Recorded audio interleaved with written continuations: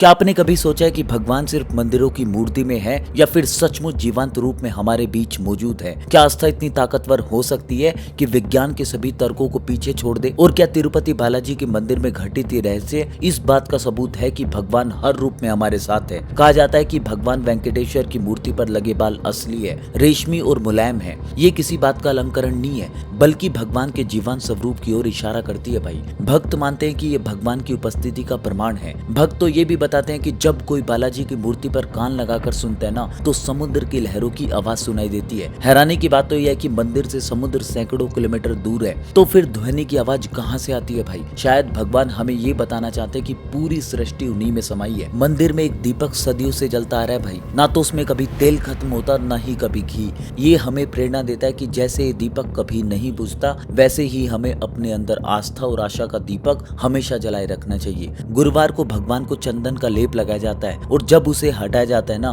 तो भक्त मानते हैं कि उस चंदन में देवी लक्ष्मी की छवि दिखाई देती है। ये रहस्य हमें याद दिलाता है कि जहाँ पर विष्णु है, वहाँ पर लक्ष्मी हमेशा उपस्थित रहती है। मंदिर का वातावरण हमेशा ठंडा रहता है, लेकिन इसके बावजूद भी भगवान की मूर्ति पर पसीना आता है। पुजारी उसे सावधानी से पोंछते हैं। ये घटना भक्तों को यही विश्वास दिलाती है कि भगवान हमारे सुख दुख में उतने ही जीवंत है जितने की हम हैं।